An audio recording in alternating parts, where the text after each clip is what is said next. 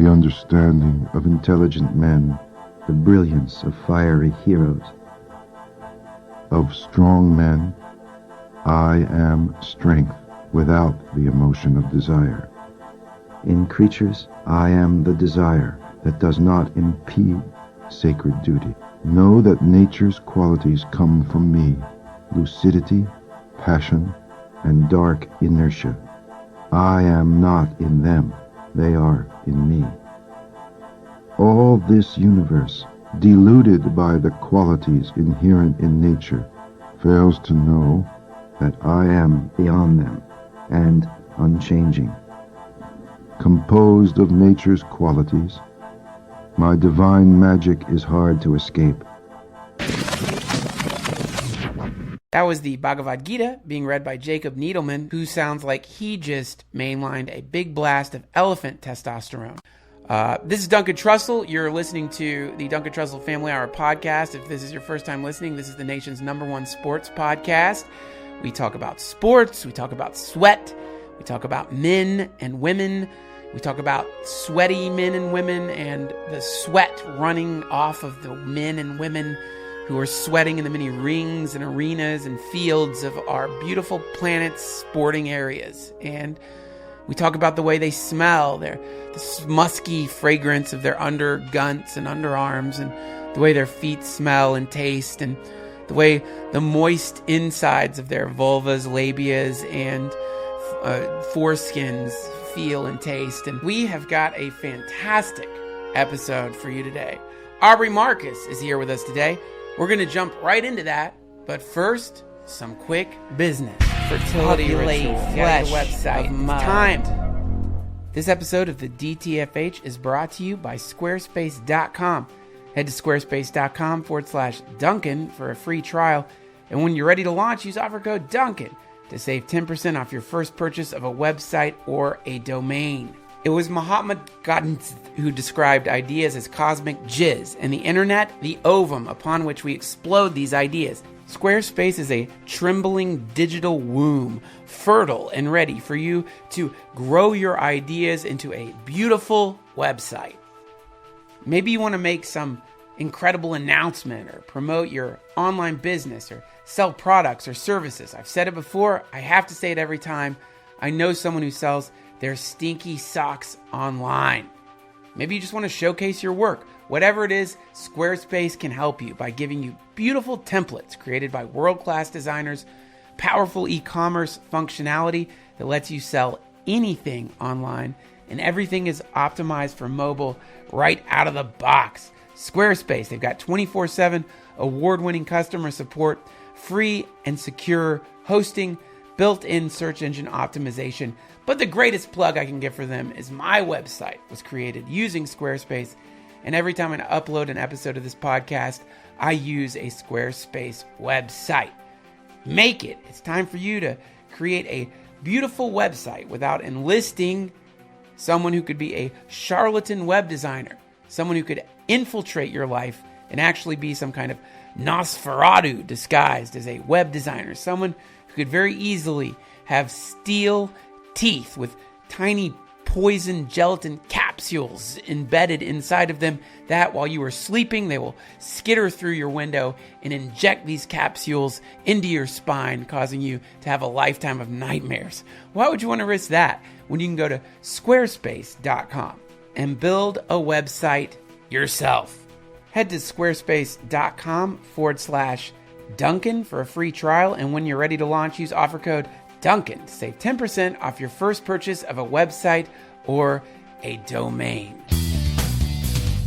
I offer the 950 salutes of the 950 masked and feathered falcon men of the falcon-feathered mountains of Nevada to the 950 Patreon subscribers that have subscribed to us over at patreon.com/DTFH.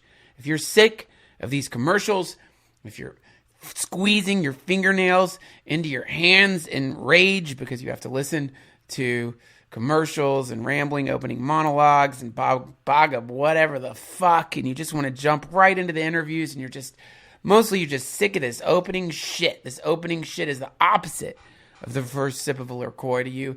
Or maybe you want more of this weird opening stuff. Maybe you're looking for longer opening rants and rambles minus the annoying interviews. Or maybe you're just somebody who wants to control another person. And you know that by becoming my patron, I will have to bow down to an effigy of you that I've made in my closet of pain, where I lash myself with a thorned whip. Whatever your reasons may be, I encourage you to head over to patreon.com/DTFH and sign up. We're getting a Discord server set up. It's already running, but we're getting it tuned in, getting all the bells and whistles tuned in. So it's a place where you can join in a conversation with other listeners of the DTFH and talk with them about the things that matter most. And by things that matter most, I mean the sweet smell of the underscrotum of a soccer player, or that wafty, musky blast that comes from the back neck flap of a basketball player who just fell to the ground in a puddle of sweat. Also, much thanks to those of you who continue to use the Amazon link, which is located in the comments section of any of these episodes.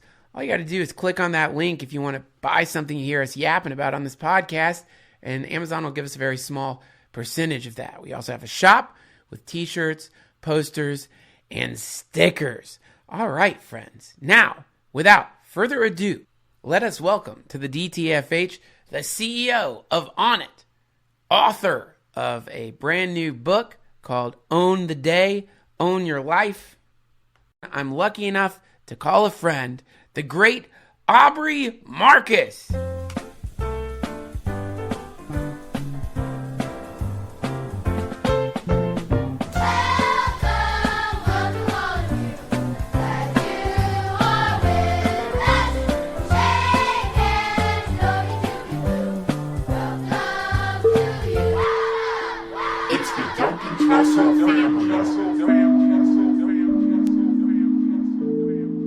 Aubrey, welcome back, man. It's so good to see you. Man, it's good to see you too, brother. Been way too long. It has been. Way too long. You've been working really hard, man. I follow your work online, and it just seems like you've expanded at this massive rate.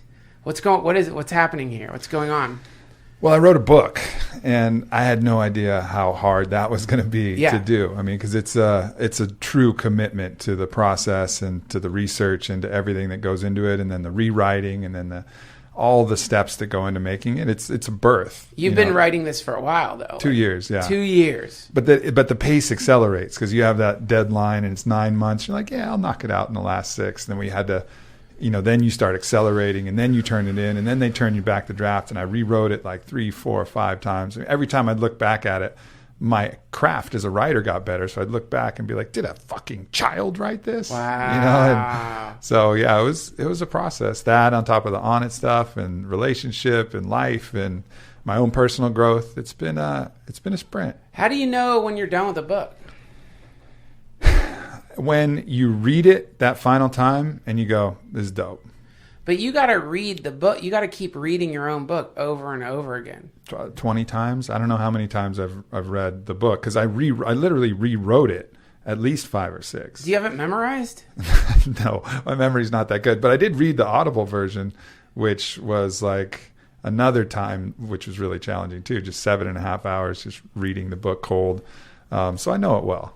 You're becoming a teacher. Not that you weren't before, but it seems like you're growing into this role as a teacher. Is that a safe assessment of what's happening here? I mean, I just consider myself a student that's good at talking about the difficult shit that I go through. Like I just try to document the process that I'm in, and we're all really the same. We have different circumstances, different situations, but most of us are going through the same shit. And I was always just been given the ability to communicate the shit that I'm going through. I mean, that's the only difference for me is I'm willing to steer into the deep waters and just talk about it. And I think, I think that's been beneficial to a lot of people, but really this is me just sharing the hardships and the triumphs and everything that I'm going through.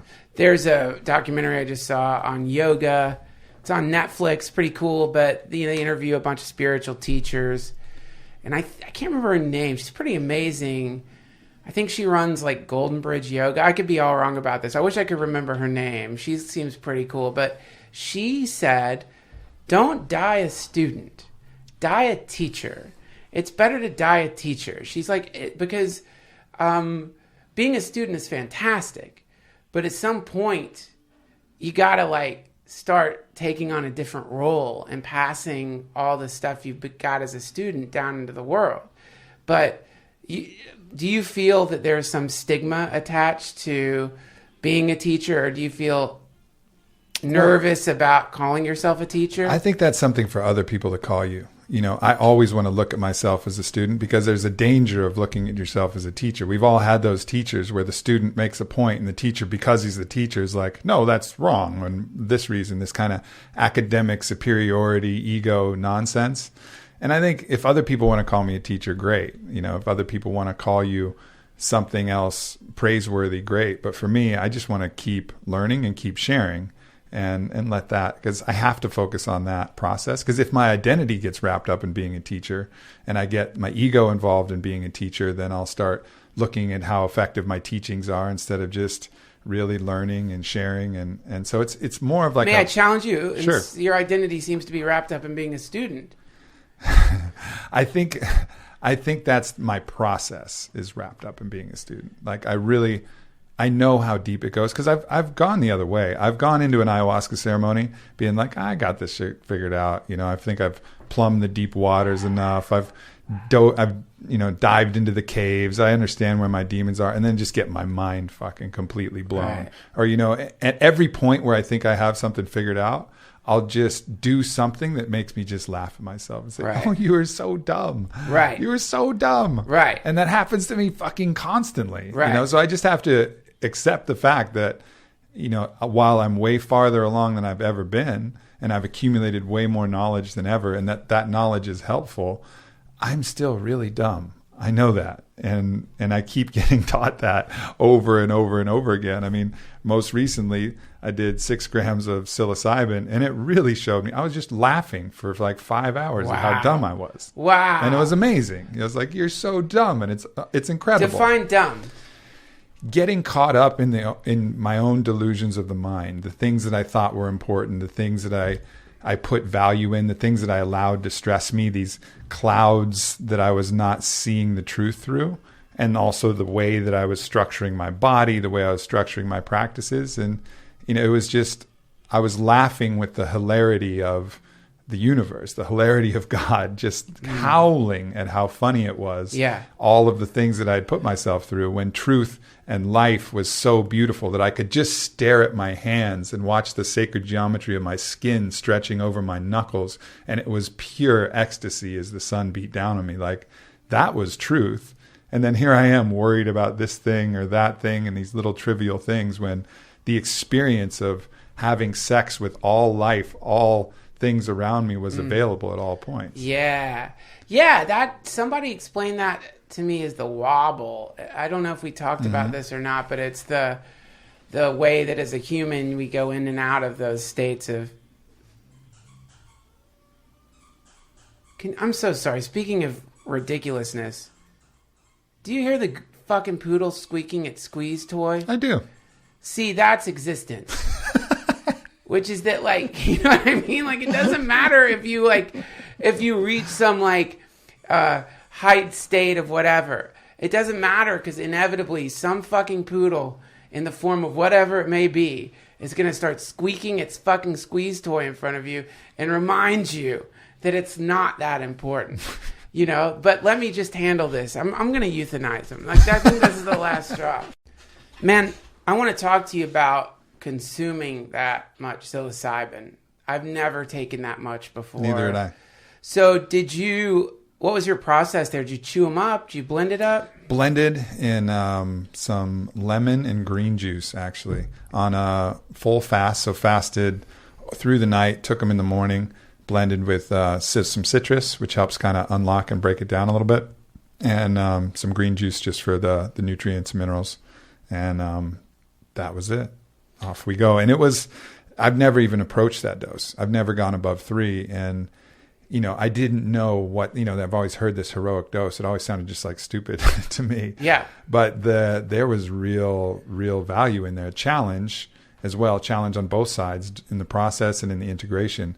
But it was really really interesting because when it came on, it was the closest I've gone to a full dissolve, probably. I mean, 5-MeO, you get a full dissolve, but in a different way. This, I just completely released into the sacred geometry. And it was a beautiful setting. The sun was shining. We had an amazing day, and it was outside. And I think that to me was a much preferable way. The night seems to bring out a lot of the shadow and adds another element of fear that you have to work through. And if you want to work through that fear, go for it. Do the night. It's one of the reasons why ayahuasca in the night is very intense. Everything is more intense at night. We did it in the morning, sunshine, and I just allowed myself to dissolve into the sacred geometry as the sun poured through me, and I was just oranges and yellows and light for about 40 minutes. And there was no me. It was just orange, yellow, light, and I was the sun, and I was energy, and that was pure. And then I kind of came to, and I remember, as I was saying, like just looking at my hands up in the sky and just marveling at the monkey body that I had a chance to express my light through. And it was fucking phenomenal, man. What was the onset like? The first 5, 10, 15 minutes? Like, what with that high a dose, I've always been curious about how it comes on. I mean, it comes on and it's like familiar. Like, okay, here come the mushrooms. Whoa, this has power. This has power that I've never felt before. This is another thing. And then for me, I'm comfortable letting go. I've practiced that muscle of letting go, and I do not recommend this for people who do not have that muscle really well practiced. Wow. Because if I resisted that and tried to hang on to reality, it would have been terror, just sheer terror. You get because PTSD. There was no hanging on to reality. So surrender to the geometry, and I was able to release pretty easily. But it was so complete and so powerful that it was really recalibrating in an interesting way. Yeah, that is the muscle of letting go. That's a really great way to put it, because if you fight against the psychedelic, it is so unkind to you, and it's being kind to you because it's showing you, teaching you not to fight. It's teaching you that where there is attachment, there is suffering. Yeah. And that's like the main thing. It's just, my God, when it decides to dissolve you, in whatever way it decides to dissolve you, it just depends on the way it does it. I don't know. I've had, I want to ask you something though before we get more into psychedelic talks. Do you ever feel nervous about being so public with your consumption of psychedelics? This, to me, all right, you said before, better to die a teacher. To me, it's better to die a warrior. And I believe in these medicines. I believe in their ability to cure me. I know they've helped me in immense ways. And I know they can help people, especially if they use them responsibly, especially with the work that Hefter and MAPS is doing to legalize them and put them in the right context, the right set and setting.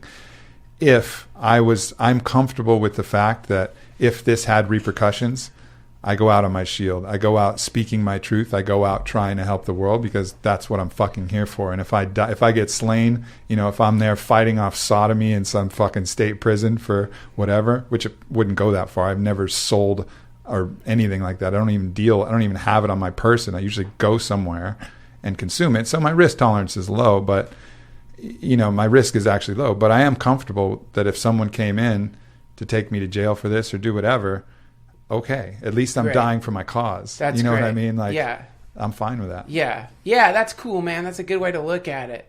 It's just, I can remember when I was at the Singularity University up in San Francisco, we had this great conversation about problems with surveillance, and essentially the problem of surveillance becoming more advanced, and every little bit of data that can be recorded being recorded by the Alexas and the in home cameras and the cloud, and like all of it being recorded and accessible, that it produces a problem of future tyranny. Now, this doesn't change your if you're willing to die, you're willing to die for a thing.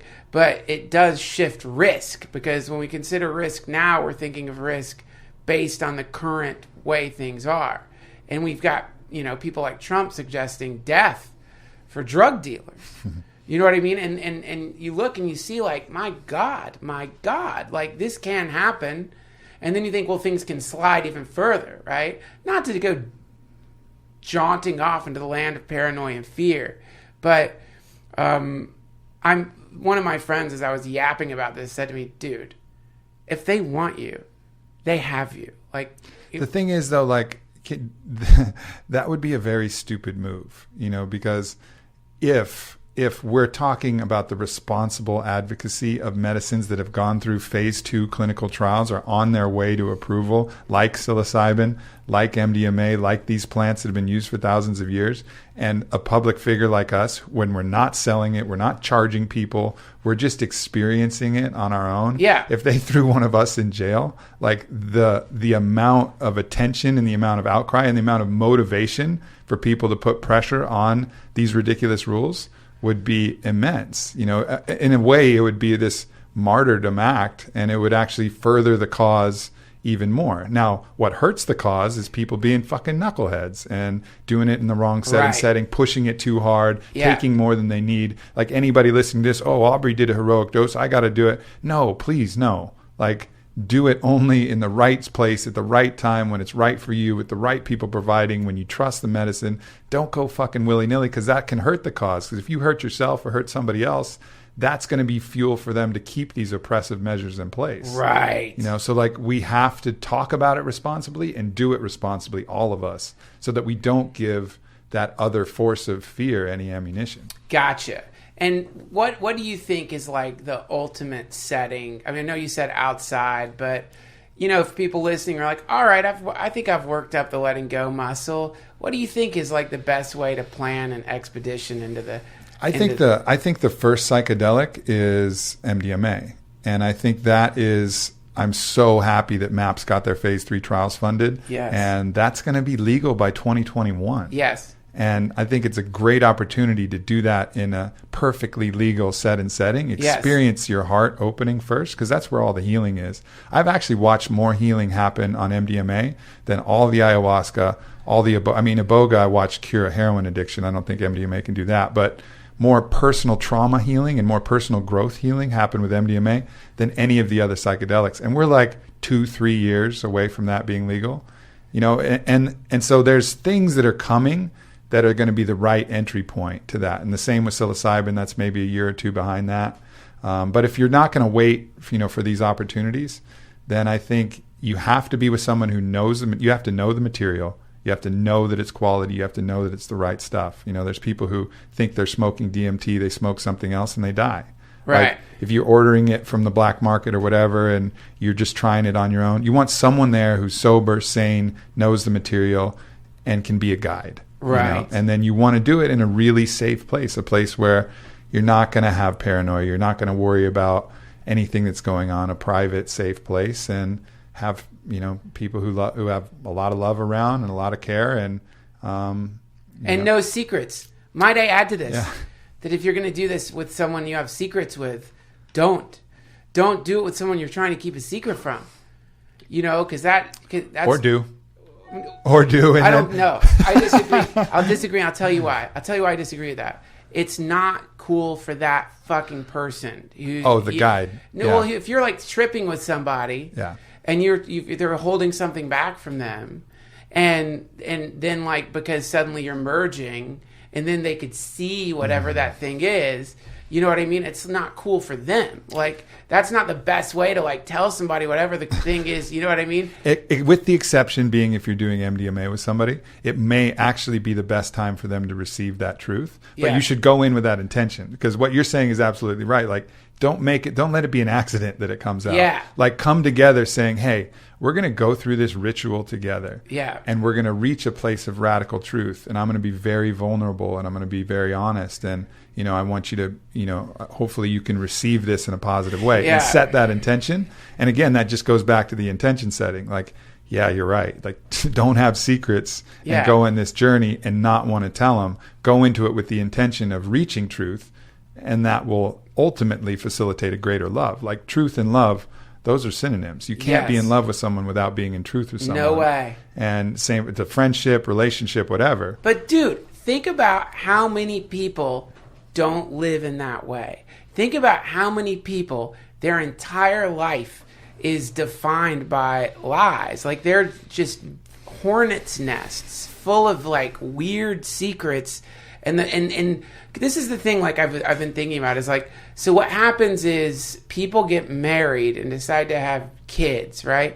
And like when people get married and decide to have kids, sometimes the reason they're getting married is because they think it's going to fix the problem of the truth, which is that both of those people don't really want to be alone, but they don't really like each other that much, or it's like whatever. And then all I'm saying is like so much life comes into the world under the umbrella of like dishonesty. Yeah. How many people are born into a relationship where there's like big secrets hanging in the air? How many people are formed in the cauldron of dishonesty, you know, and like and are raised in that space?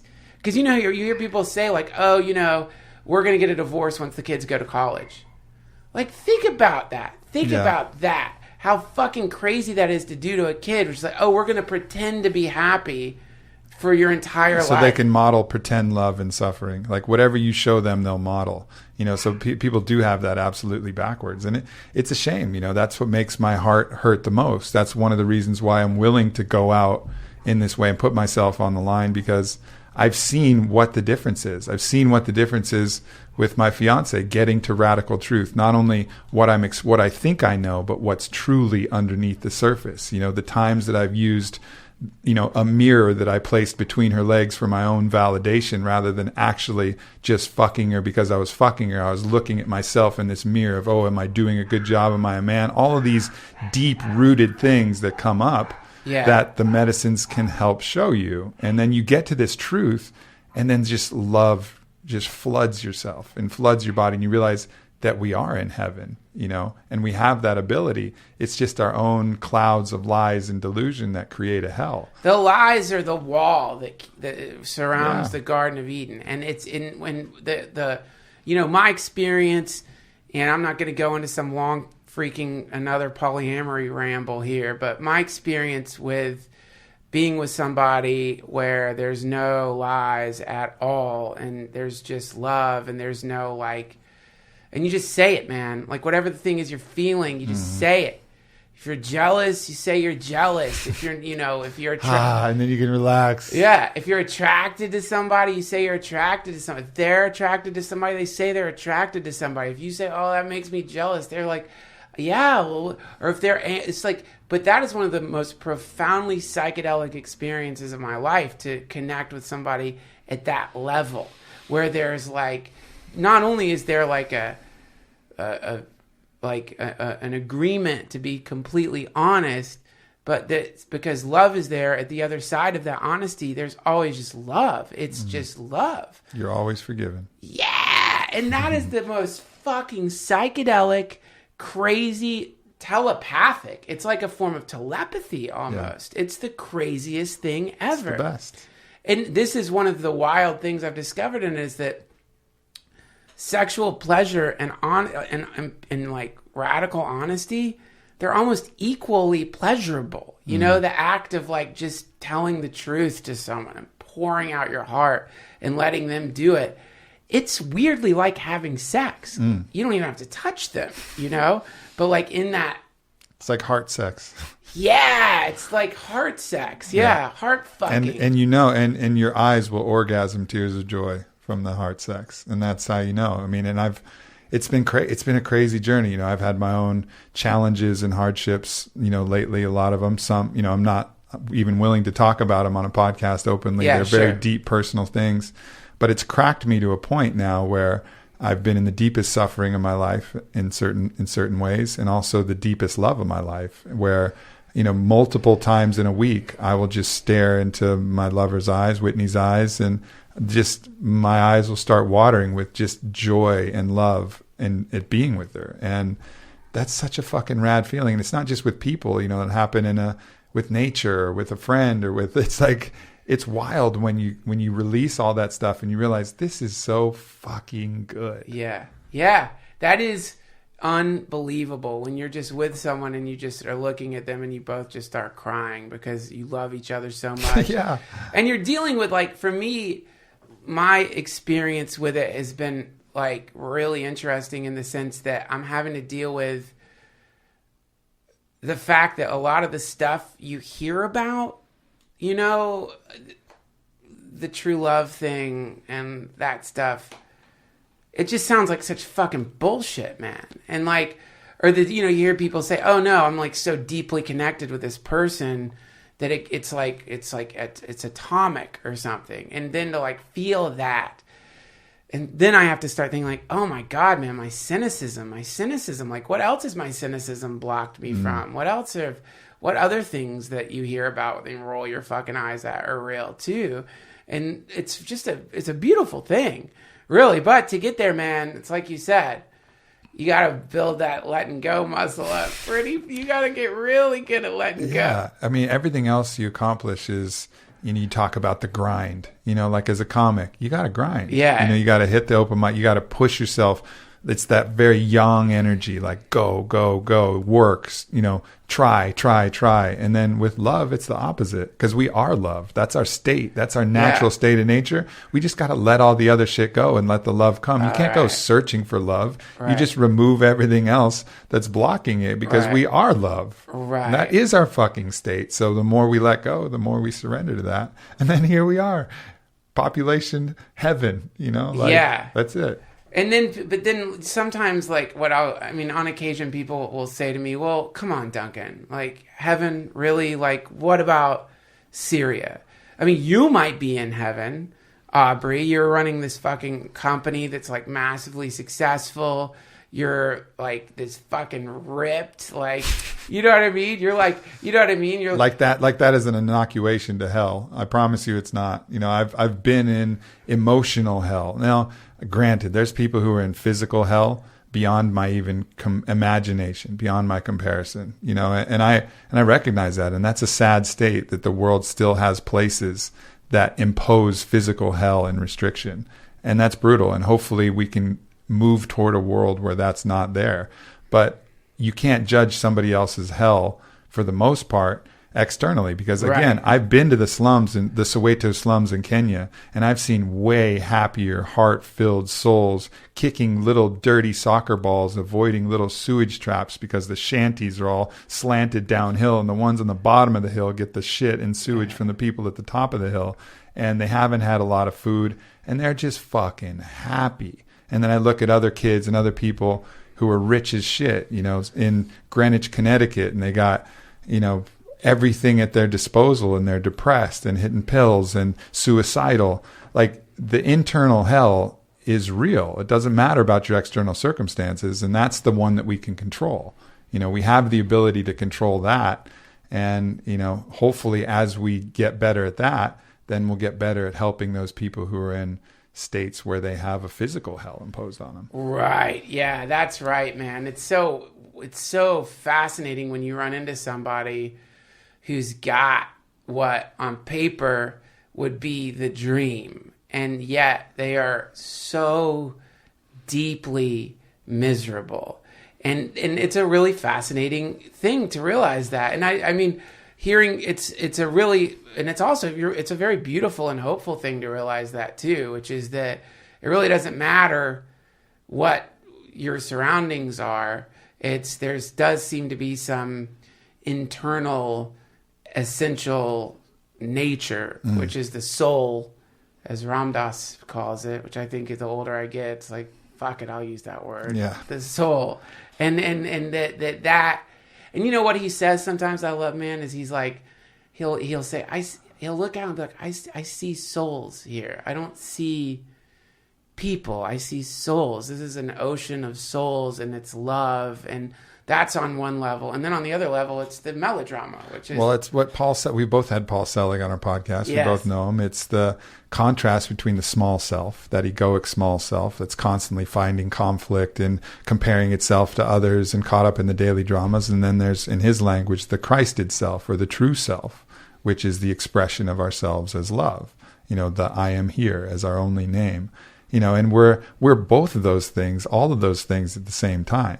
And it's about trying to shift your identification point to that soul level space and see other people in the soul level space so they don't trigger you. When you see someone caught up in their own thing, the first reaction is to judge them. But as Selig says, as soon as you judge someone, as soon as you put them in the cave of judgment, you go too in the cave of judgment. You follow them at their octave, at that level to wherever you're judging. Whereas if you're like Ram Dass and say, I see beyond what you're presenting, I see the love, I see the soul inside you, then the whole world starts to look different. It does, but what about the problem of like vampires? Like, what about the problem of like when all of this is great, you know, but you know, Neem Karoli Baba, he would jow, is what he'd tell people, go, jow, out, because like, you know what I mean? Like, it's sometimes like I get the thing. So I guess what I want to ask you, Aubrey, is like what are, when is it like spiritual, empathetic, deep connection with a person's inner soul, and when is it codependence? And how do you tell the difference? I think there's a couple things there, because I think one thing you're getting at is discretion, about knowing like where to keep your boundaries. You know, so if someone is taking more than they're giving, like, and you're just continually trying to look and see them for their best and just absorbing it, the metaphor I like to use is the rose. You know, the rose, the flower of the rose is our love. But a rose has thorns, and the thorns keep the careless from trampling and destroying the flower, right? But the thorns are on the rose. They don't jump out and bite people. They're not like spitting thorns, you know, at anybody nearby, like, hey, don't get near me, shooting like blow darts at people. They're just there. And they have, you know, and I think we all need to have that discretion to have our thorns there. So if someone goes to take more than we're willing to give, then put the thorns up. But it doesn't mean we judge them for it. We see them as a small trampling child. Like the rose looks at the child who's about to go in the thorn bush, says, oh, look, a child is here. I hope he doesn't hit he hit the thorns. Well, now he'll know. You know what I mean? And that's, you can still see them in a high way, but still keep them, you know, keep them at bay by your own discretion. That's pretty cool. Like you have just, it's not as though it's like it's not like you have to, you're not fighting back. It's just one of the things that will happen if someone, you know, comes I get it. That's a beautiful way to look at it, man, for sure.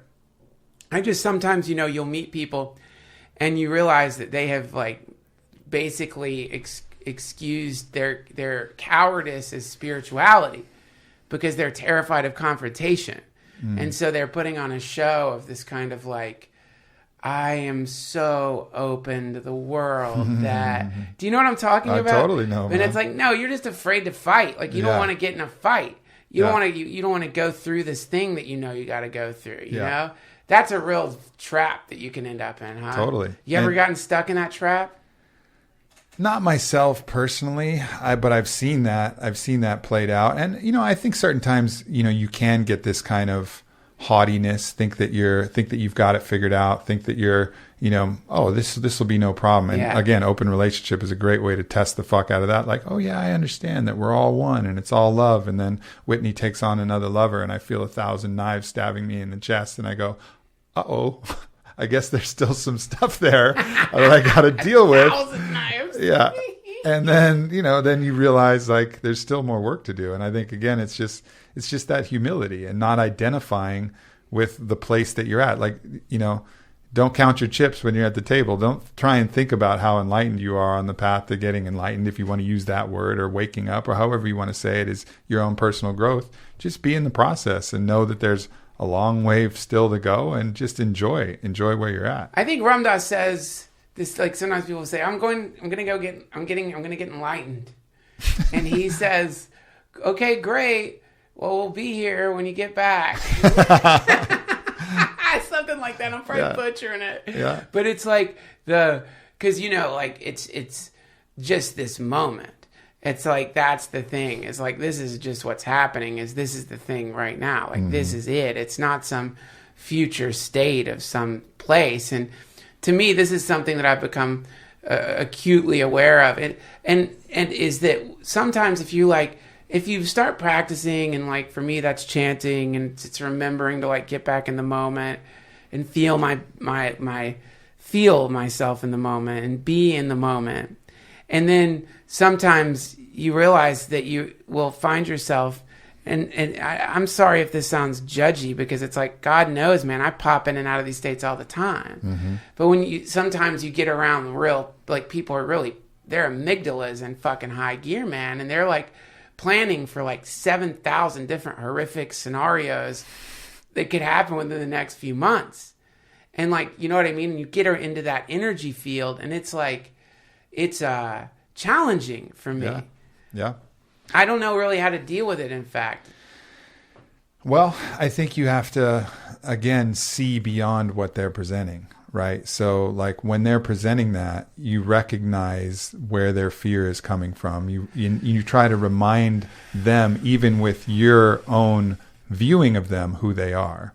So, and it's a challenge. It's super challenging, especially if you're emotionally attached to that person. Then it's way easier for them to suck you in and trigger you to join them in their small self. That's what I'm talking about. Yeah. But I think it's, and I've seen it before with shamans, and like you watch a great shaman and someone could be freaking out, flailing, and there is just no fear. Like they see beyond it, and they see this, they have this deep faith in the medicine. They have this deep faith in who the person is, and they're just unshaken through that process. And that's just holding their own vibration high enough where you don't get dragged into the drama that other people are presenting, and seeing them for their best self. Right. Yeah. That's, I mean, all of these things are just considered, like, why we practice, and like thinking you're going to get to that place, right away is ridiculous anyway. Like it's just a really interesting predicament, I think many of us find ourselves in, which is like, the question is like, like at Burning Man, it's all about radical inclusivity.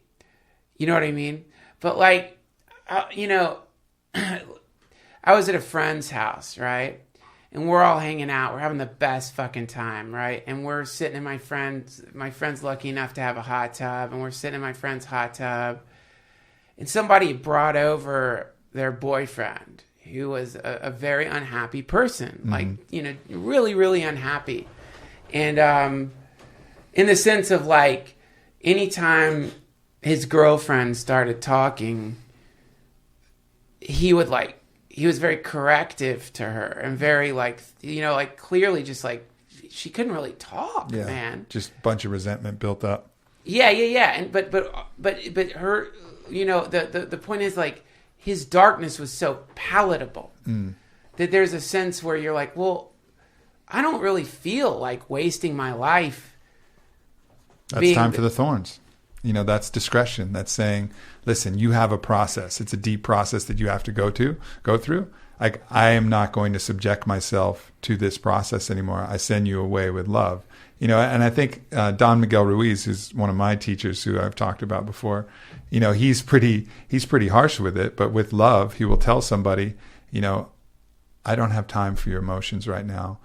Please go fix yourself, and I'll be here waiting for you with love. Ooh, that's great. And he has multiple lovers, and he'll just tell them that, like, I don't accept this, so do the work that you need to do, come back. And when you come back, I will have no judgment. I'll be here in love, but I'm not going to allow you to invade my space. Just like I wouldn't allow someone to break into the house and, take our stuff and, hurt anyone in our house. I would put my discretion up, but you still, it's just about the attitude that you carry with it, but discretion is absolutely important. And I think you got to recognize when people are not ready to exist at the vibration you're at. And maybe the vibration you're at is an actual trigger for those people. Right. And so like, you just being in that state of love causes them to get all flustered and frustrated. And you may actually be a real challenge for somebody just by holding love. Beautiful. Well said, man. And I must, what a terrible interviewer I am. You're saying that you've written this. What's your book, man? What's it called? Book is focused. I love talking about this stuff with you. I talk about the book a lot, but the book is setting the foundation, and the foundation is your body and your mind. So it's called Own the Day, Own Your Life. And it takes you through one day through the process to really support your foundation in the best way possible. Each individual step backed by all the research and science, what you do when you wake up, what you should do to use cold therapy, use breath, use sunlight, use sleep, use exercise, use sex. So let me guess, here's what you do. Let me just tell me how close this is to your book. So in the morning, probably what you should do is wake up, reach over, grab your phone, right? Look at Instagram for like, how long is it? Like an hour looking at Instagram? At least. An hour and a half, 2 hours of looking at Instagram. And then what you do is you get up. After you look at Instagram, you probably put on like some pajama bottoms. No. First, you check how many followers you have, and then remind yourself that you're not valid and that you're really a piece of shit because everybody has more followers than you. Oh, right. And everybody has more likes. You got to self-deprecation first. Shame yourself. Shame, followership. Yeah, Great. Yeah, okay. Right. Of course. And then like, so you get up. You put on your pajamas, bottoms. Don't take a shower. And the thing is like, right? Don't take showers for like at least 4 days, right? Like you shouldn't be cleaning yourself that much. Is that right? Yeah, for sure. Definitely not. And then, if you do, only make sure that you're pandering to your comfort at all times. So never really stress yourself. You don't want to sweat. You don't want to get hot. You don't want to get cold. You don't want to get in the sun. Perfect. Out of the sun. That's the main thing, right? And so then probably like you get up. You don't take a shower. You go and you probably eat like some kind of sugary cereal. Pop-Tarts.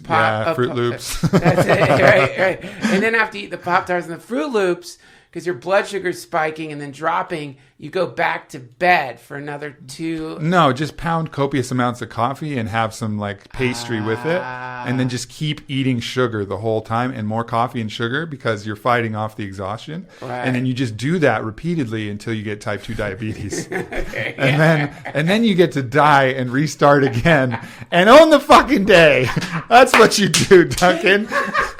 You ride that motherfucker till you hit the reset button. No, it's not what you do. What do you do when you wake up? You lose like a pound of water overnight. So the first thing you need to do is rehydrate. It's not just the water. You need the minerals too. So pinch of sea salt, a little bit of lemon, the bioflavonoids wake up the system. Get a little bit of sunlight. That sets your circadian rhythm, your natural energy system that's going to ride with you throughout the day and help you get sleepy at night. And a little bit of movement too to get the body kind of just woke up. And then the next thing that I recommend you do is start using one of the other great natural free doctors that's available, and that's the cold. So get in a warm shower, do all your hygiene stuff, and then turn that knob cold. Right. Because a couple minutes of cold exposure increases norepinephrine, decreases your cortisol and anxiety load, and allows you to drop those chronic states of stress and inflammation, and also do other beneficial things like build cold shock proteins. There's 42% less chance of respiratory infections in one study for people who expose themselves to the cold. So it's building your immune system. All of these things, but probably the best part about using the cold is you train yourself to do something that's a little bit uncomfortable and push yourself past these self-imposed limitations and actually do something that's good for yourself that you know you should do. Wow, that's cool. So cold showers, which is interesting because the founder of the Hare Krishnas would say, don't take hot showers. He would just say, take cold showers. Don't even take a hot shower. Just fucking freeze your ass, because a big part of that was like the thing you're talking about. Austerity. Yeah, and just like learning about these ridiculous comfort boundaries that you have.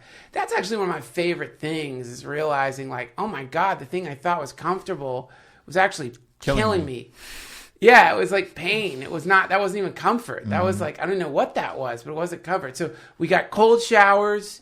We've got go out in the sun, right? And then but when do you start doing heroin? Is it like at 2?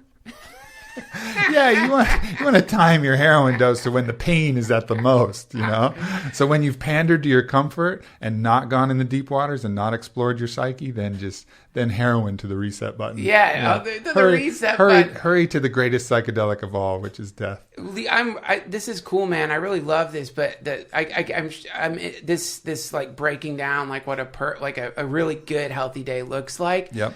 But do you have a place in this book for non-healthy days? Totally. Well, I wanted to build in a day that you could repeat over and over again. So it has times for excess. Like there will be times where you'll party, and I talk about damage mitigation strategies if you're super hungover. Like let's say you just went balls out, where you're going to want to increase this mineral called molybdenum, which breaks down the toxic acetaldehyde that builds up and support your liver for glutathione. So we talk about those extreme circumstances, but then we also talk about, all right, what's the time of day that's best to drink a glass of wine or smoke a joint? Well, it's going to be actually after you work out, before you eat, because your blood volume is going to be the lowest. You're going to feel the biggest buzz while having to process the least amount of alcohol. So you're basically making yourself a cheap date. So after you work out, don't eat right away unless you're trying to be a bodybuilder and get fucking huge. But that's not what most people want. Growth hormone response will increase, and then have that glass of wine, connect with your loved ones, put on some music, play some instruments, do something, and get that little buzz from that one glass of wine, which is minimally toxic and perhaps even beneficial to the body at that point, depending on which studies you're looking at and what you're looking at, and enjoy that time of like really relaxing and living life, because this isn't all about just being the most productive machine that we can be. This is about fucking tasting, enjoying, experiencing everything that's available. And so I wanted to make this book include all of that shit too. What are your thoughts on getting stoned and working out?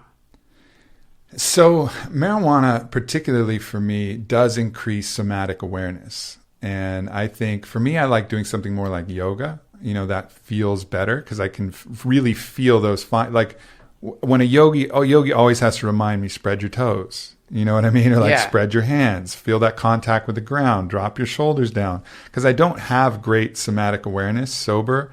I mean, it's pretty good comparatively, but when I'm high, I have really good somatic awareness, and I can start releasing inner muscles and knowing how far I can stretch and push. So I do think it's really valuable for that. Also for like myofascial release, like if you have a lacrosse ball or a tennis ball and you're rolling out muscles and you're high, shit. I'll actually be able to feel the fascia, which is like saran wrap over your muscles that gets caught, and that controls the on-off. That's what controls the contractions. So you'll be able to feel that when it might be stuck in on position, you'll feel it release, and it'll just go like, whew, and it'll feel like it melts. Wow. And I'll actually be aware of that when I'm high, whereas I'll do it in another way and I'll be like, oh yeah, my shoulders feel a little less tense, but I won't have ever known when that happened, because I don't have the insight and the awareness. So I think marijuana can be really, really useful for that. Except, you know what it's not useful for? When you fucking forget your goddamn locker number at the gym. Totally. That's happened to me. That's happened to me now. That's happened to me twice at the gym now. Twice. So like the attendants, like they think they think I'm mentally disabled, because like I come in there and I'm like, I'm excited to work out. I just started working out again. It fucking feels good, but I'm high as a kite, man. I love getting stoned and working out. I love it. And so like I'm like getting ready to go to the so you don't pay attention, and then you have to go into a fucking locker room filled with like fucking naked dudes, like, and it looks like you're trying to rob someone, because you're like putting your code into it like makes you want to start weeping. It's so sad, but there's solutions to that, I'm sure, that you address in your book. That specific thing, when you're weeping in a locker room and there's people all around you with their dicks swinging around, that's chapter 19. Go check that out. I have a diagram. I even diagrammed when you have that really obese man whose like upper dick area has gotten so fat that it's enveloped his balls and his dick. God. So all there is a little cave. Yeah. That guy, that one's really like special. How do you keep from getting an erection when you're around that? When you could fuck him in the concave dick hole. It's so hard because you're like stoned, you're feeling a little sexy. That guy comes padding up and you're just like, fuck, man, now I've got to think about this on top of I don't know where my goddamn locker is. Yeah, that's cool. This book sounds like incredible. I know, right? It's covering everything, man. What about in this book, do you address your views on non-monogamy at all? Do you talk about that? I don't, but I do address communication and ego and a lot of like the foundational principles that can ultimately lead to a more open relationship discussion. But, the entirety of my next book is going to be based on love, relationship, and the delusions that keep us from that state of love. So I'm kind of saving that piece for an entire book because it's big and it's rich and it's challenging and it's a lot to talk about. I remember standing in my kitchen with you in Pasadena, and you were talking about polyamory to me. And I think you probably recognized that I think you probably saw something. I don't know, man, but you were like telling me about it in a really cool way. Like you weren't saying you should do this or this, but the way you were saying it was, it's kind of the same way some of my teachers talk to me. Not that you're a teacher, you're just a student. But like, I remember you telling me, and I'm looking at you, and you're talking about the fact, like, what, every aspect of it, know? And one of them is your lover will have lovers. And I remember listening to me like, Aubrey, in my head, I'm thinking, fuck that dude. Yeah. This cannot be making you happy. This just doesn't seem right, but fuck, dude. It's like always just think about that moment, and I always think about how right you were and how resistant I was, and how like you were hurting me. You know what I mean? Not in, you know what I mean? Like in it, but in the right way. It's interesting, and like I think that's kind of the problem in talking about this publicly, is that many people I think are hurt by it. Sure. Because they know they're not happy, and they know that like there must be a more evolved way to experience love in the universe, or a way not for everyone. It's not for everyone, but do you find that you get some blowback from your? Oh, totally, totally. I mean, people. It's very threatening, because we have this idea that love needs to be possessed. You know, that we own it, and we agree to own each other's love. And that's just not love. Love, like all ownership and desire for ownership, is based in scarcity. It's saying that there's not enough, so I must possess all of it. I must own all of it. Love is not in scarcity. It's in abundance. And actually, the more you experience, the more you have. It's converse to that. And I think one of the reasons why I was talking to you about it is I know you've traveled the path to understand lowercase and capital L love, and understand what that is. And when you really understand that, a lot of the rules that we prescribe by don't make sense. And they actually preclude us from having that kind of radical love, where you love someone so much that you just want them to experience love wherever they get it. And you love even the strangers so much that you're happy when they're experiencing love through someone you love. And it's a really highly conscious place. But in order to get there, you'll be fucking challenged to death. I mean, the 1,000 knives are real. Like I've had a lot of bad, tough things happen. I've watched my father go insane. I've had, my cousin, who is like a brother to me, die in a tragic car crash. I've had terrible moments that are very hard. This is right up there with any of those, if not, in what I feel in the actual pain. Even greater, releasing some of these parts of my ego, these things that I thought made me who I was, that I had to be the most dominant lover, or I had to be this, or I had to be that. And letting all that go has been very challenging, but also helped make me who I am, so it has been one of my greatest teachers.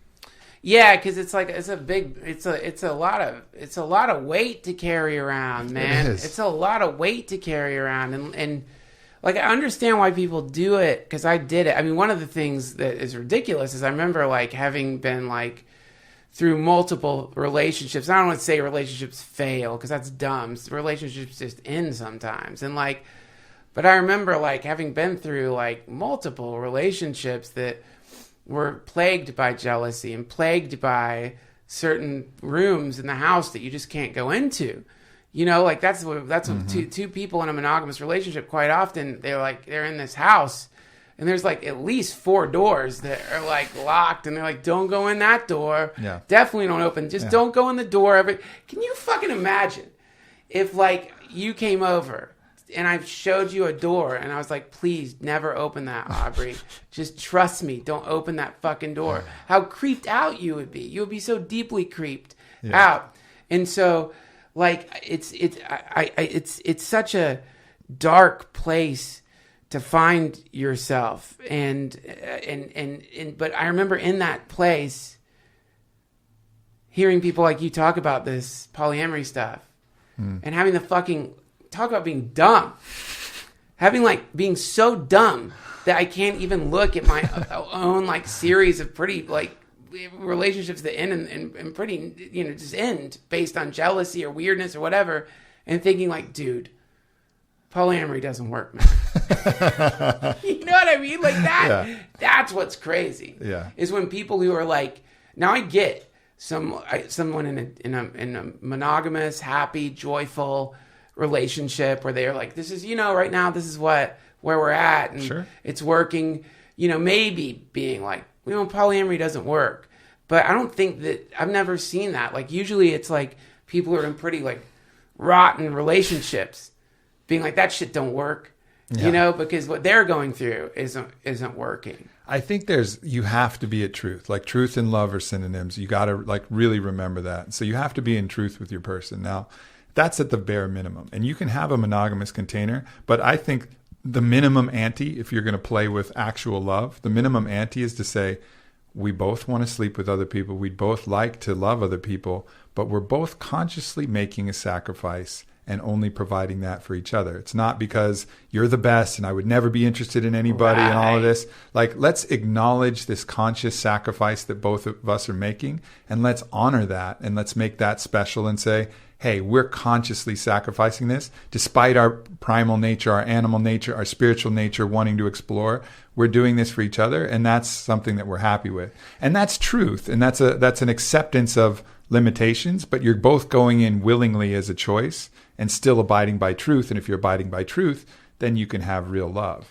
So and, yes, go ahead. Sorry. I think just that's the ante. Now, what you actually do with your body and what the rules you create, well, that can follow from that. But bare minimum, you got to get to truth. Got to get to truth. And also, how about like the one thing I'm learning in it is just the concept of like, well, this is what we're doing now. Yeah. You know what I mean? Instead of being like, oh, this is forever. Like, here's the way we're going to play the game forever. It's like, well, right now, this is what we're doing. But this is definitely not going to be a permanent state. It's and I don't know if people realize, like in monogamy, what happens is like, this is what we're doing forever. Like, this is forever. This is till death do us part. Yes, till death do us part. This is the rule. This is how it works. If you go outside of this rule, you could end up on Cheaters, dude. You can end up like in front of a 7-Eleven with like a camera crew coming out with your fucking condoms in your hand. And you're like, what the fuck is? But at least you had condoms in your hand. At least you have fucking condoms, man. You know what I mean? Yeah, at least you're using condoms. Could be worse. But the thing I like about polyamory is that it's fluid in the sense that it's like, well, here's the thing we can do now.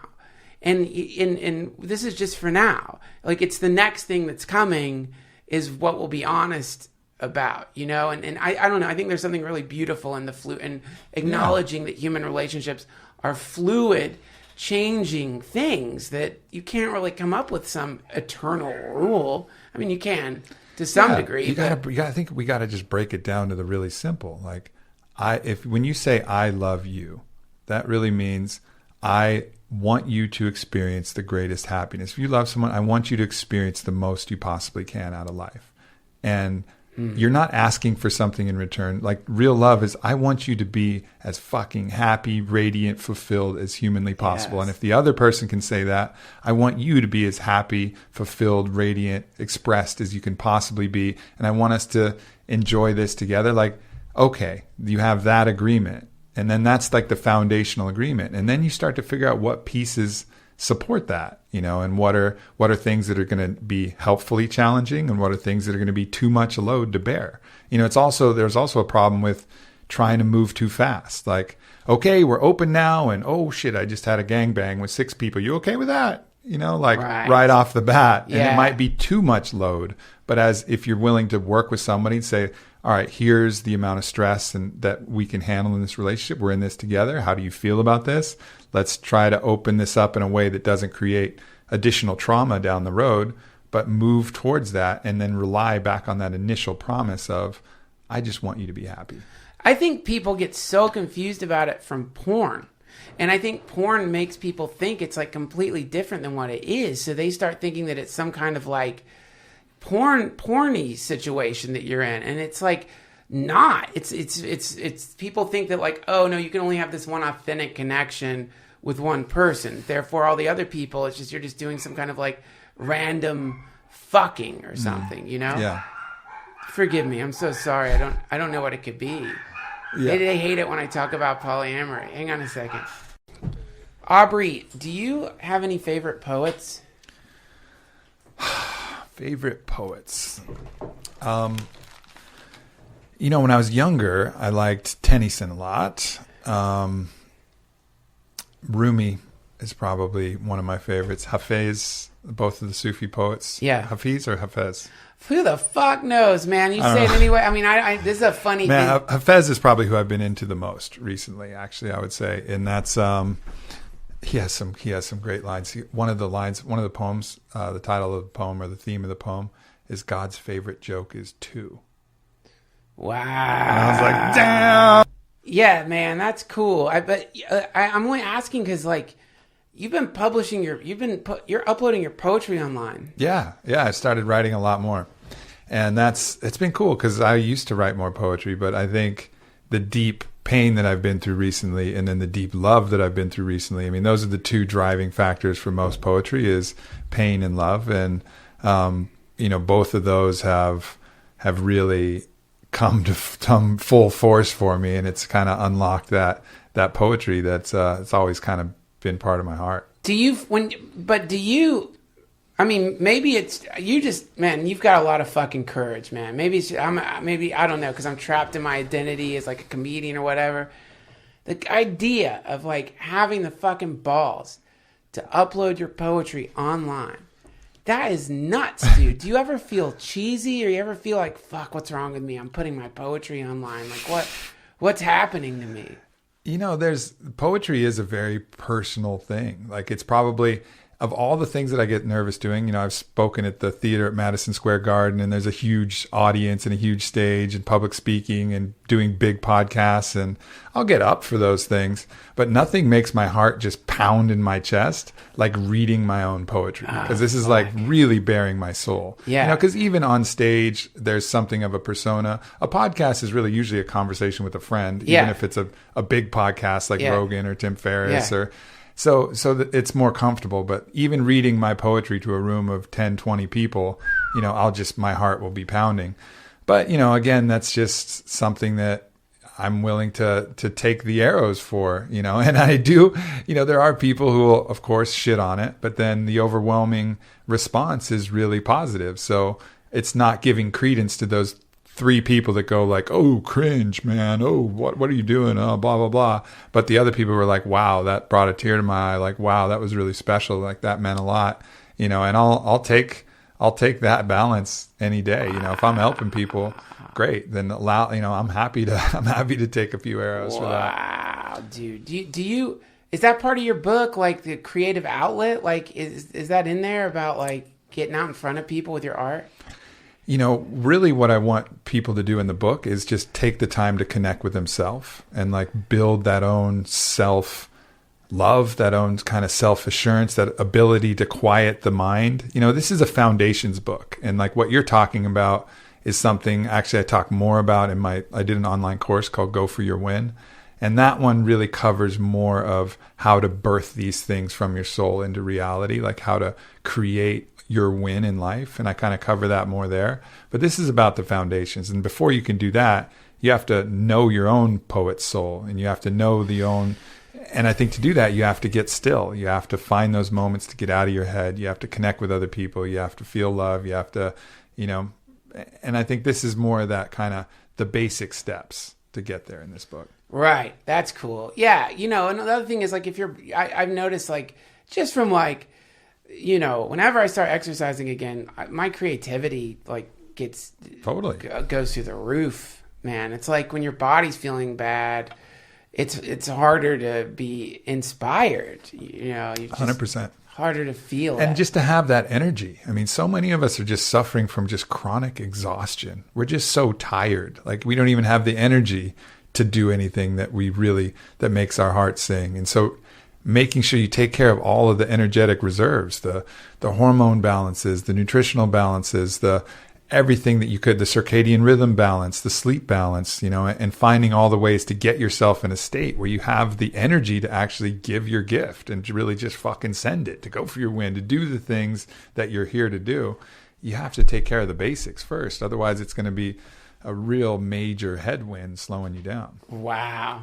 Aubrey, it is always so inspiring to talk to you, man. Thank you so much for coming on the show again. You're welcome, brother. Tell them how to find you. Tell them when the book's coming out. How can we connect? Yeah, best way to connect with me is Instagram, actually. So at Aubrey Marcus on Instagram, I'm always posting my best thoughts, my philosophy, content, pointing to the different stuff that's going on. And then if you're interested in the book, ownthedaybook.com. And pre-orders are awesome. So if you're able to pre-order, that's super helpful. It tells the bookstores that this is a book that people want, and deeply appreciative of everybody. I love going on your show because your people are the fucking coolest. They have so much love. They love you, Aubrey. I love them. Love you. It's so inspiring, man. It's really cool. Like every time whenever I hang out with you, I walk away feeling so much better, man. You're doing great work. Thank and you, it's exciting to be friends with such a great teacher. I appreciate you, my man. It's great to see you. Thanks for listening, everybody. All the links you need to get to Aubrey are going to be at duncantrussell.com. Much thanks to those of you who have subscribed over at patreon.com/DTFH. We'll see you real soon. We've got an excellent podcast coming up with one of the hosts of My Favorite Murder, Karen Kilgariff. That'll be later this week.